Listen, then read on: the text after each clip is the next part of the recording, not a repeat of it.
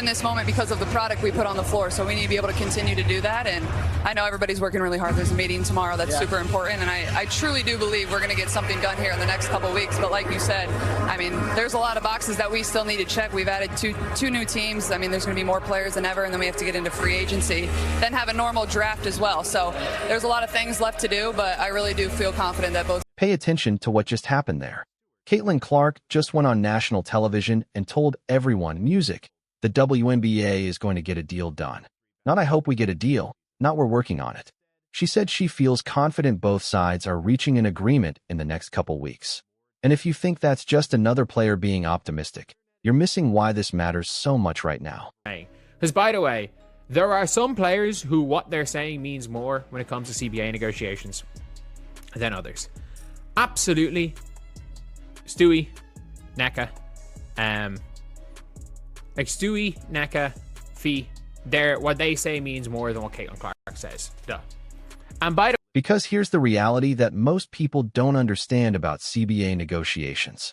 Not every player's voice carries the same weight. When you're sitting at a negotiating table and the league's biggest revenue driver goes on NBC and says, "We're getting this done," that changes the entire dynamic. Stewie is on the executive committee, and Ika is literally leading these negotiations. But Caitlin Clark, she's the reason why there's suddenly real money to negotiate over in the first place. Wumake, basically. And so the weird thing is, like, people have lumped her in with Fee, when in terms of her communication, she's way closer to Stewie. Like, Nneka Wumake is basically saying they're going to do whatever they can to have, like, they basically, she's implied they know there needs to be a season. And I think anyone smart knows there needs to be a season. Like, if there's no season, like, they're fucked. Anyone who... And notice what she's saying about Nneka's approach. The Players Union president is basically signaling they know they need a season to happen. They're not threatening to sit out. They're not playing hardball in public. Compare that to how some of these negotiations usually go in professional sports, where you get players leaking to the media about how far apart the sides are, building public pressure. That's not what's happening here. Nneka has been strategic, keeping things quiet, making sure everyone understands what's at stake. But here's where this gets complicated. The league has been so much. I mean, can you just help us to understand the transition this league is going on right now? I mean, it's incredible, and I remember my first WNBA game when I was a young girl. I went to the Minnesota Lynx when they had their dynasty with Maya Moore, and they were playing the Seattle Storm, and now basically any arena you go to, it's sold out. We're adding 2 teams. We're up to 14 now, and then hopefully getting to 18 in the next couple of years. So, you know, business is booming, and that's a really good thing, and we kind of just got to keep meeting the moment. The talent's getting better and better. You see it at the college level coming in. Music. The talent pipeline has completely transformed. Go back to 2019, just 5 years ago. There wasn't a single rookie who made the All-Star team that year. Not one. Ajel Wilson was the last rookie All-Star in TW before her. You have to go back to 2014, when Shiny Aki somehow started the All-Star game despite coming off the bench and averaging 3 points per game. That actually happened. Music. The league was so starved for marketable young talent that fan voting put a bench player in the starting lineup. Now look at the last 2 seasons. 5 rookies have been All-Stars. The 2024 class alone had Angel Ree and Caitlin Clark both selected. The quality of players entering this league has skyrocketed, and that's creating a completely different negotiating environment than anything the WNBA has dealt with before. So we've seen it with the NWSL.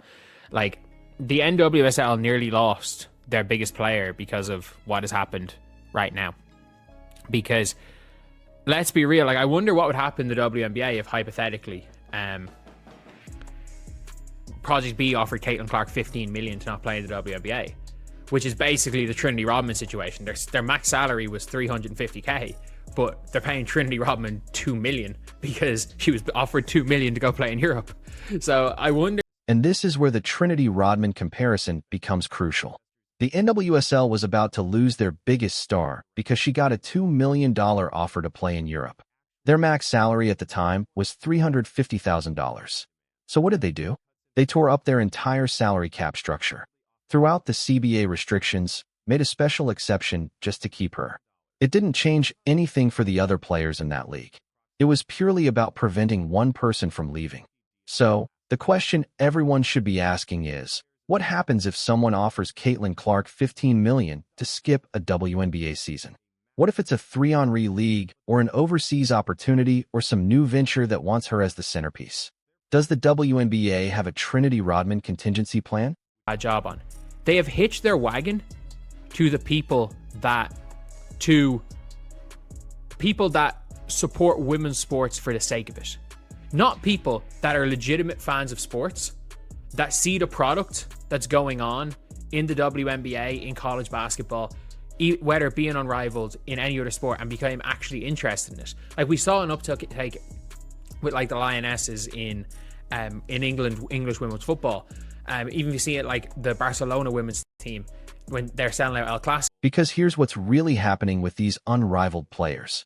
They've got their separate league. They're music, making good money there. They have security that most WNBA players don't have. And when Caitlin comes out and says she's confident a deal gets done, she's speaking from that same position of security. She doesn't need the WNBA the way a player fighting for a roster spot needs it. She's got endorsement deals worth tens of millions. She could sit out a season and probably make more money than she would playing. But what about the other 150 players in the league who aren't an unrivaled? What about the players who don't have massive shoe deals or their own signature basketball? The ones who actually need to play overseas during the WNBA offseason just to make a livable wage. When Caitlin says, "We're good, we'll get this done," is she speaking for them, or is she speaking from a position of privilege that most of her peers don't share? And this brings us to the fundamental tension that's been building in the WNBA for the past 2 years. The league has made a choice about which fans they're prioritizing, and it's creating a problem that's signed to get worse before it gets better. Look at who's been driving the actual growth. It's not the people who've been performatively supporting women's sports for years while never actually watching games. It's real basketball fans who got interested because of compelling storylines, better talent, and players they genuinely want to follow.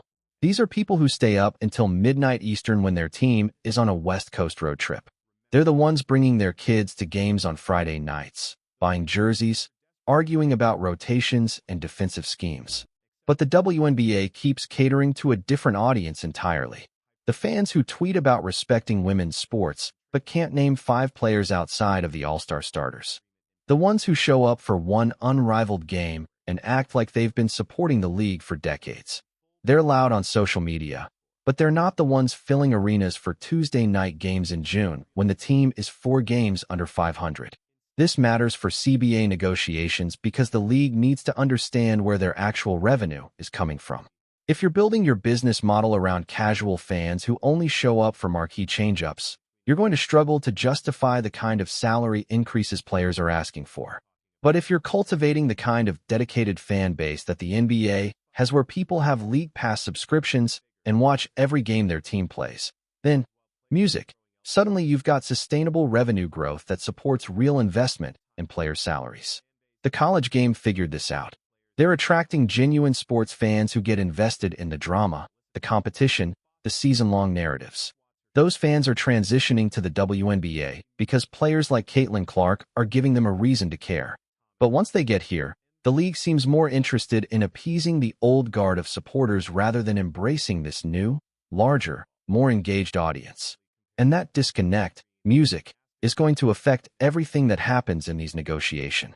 Because if the WNBA thinks their growth is sustainable without catering to actual basketball fans, they're going to lowball the players on revenue sharing. But if they recognize that they're sitting on something real, something that could actually rival major professional sports leagues in terms of fan engagement, then these negotiations look completely different. Caitlin Clark saying she's confident a deal gets done matters because she represents that new audience. She's the bridge between casual fans and diehards. When she speaks, the people who just started watching the WM, and those are the fans who are going to determine whether this league's growth continues or whether it plateaus like it has so many times before. The meeting she mentioned is happening right now. Callers and owners sitting down to figure out how to split revenue that 2 years ago barely existed. The expansion to 14 teams is creating roster spots for more players than ever, which means more people fighting for a piece of the same pie unless that pie gets significantly bigger. The draft is scheduled for April 13th, but that can't happen until free agency happens. And free agency can't happen until there's a CBA in place. Everything is stacked up waiting for this deal to get done. And the fact that Caitlin Clark went on national television to say it's happening, that both sides are going to reach an agreement. That's not just optimism. That's someone who's been in conversations, who knows what's being discussed, telling the public that cooler heads are going to prevail. But here's what she's not saying. She's not talking about what the players are giving up to make this happen. She's not discussing whether the revenue split is actually fair or if the union is settling for less than they could get. She's not addressing whether the players outside of Unrivaled are being adequately represented in these negotiations. She's just saying it's getting done. And maybe that's all that matters right now.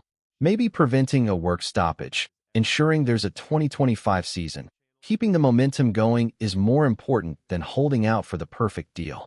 Because if there's no season, if fans who just discovered the WNBA in 2024 show up in May and there are no games to watch, you might lose them forever.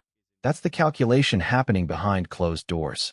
Do you push for everything you deserve and risk losing a season? Or do you take a good deal now, keep the growth trajectory going, and come back to the table in a few years when the league is even more valuable? Caitlin Clark just told us which way she thinks this is going. And given her position, given how much her voice matters to the future of this league, music, that might be the most important thing anyone said about these negotiations yet. So, when she says she feels confident, when she says both sides are working hard and something's getting done in the next couple weeks, you better believe that's exactly what's going to happen. The question is whether it's the deal these players actually deserve or just the deal that keeps the league running for another few.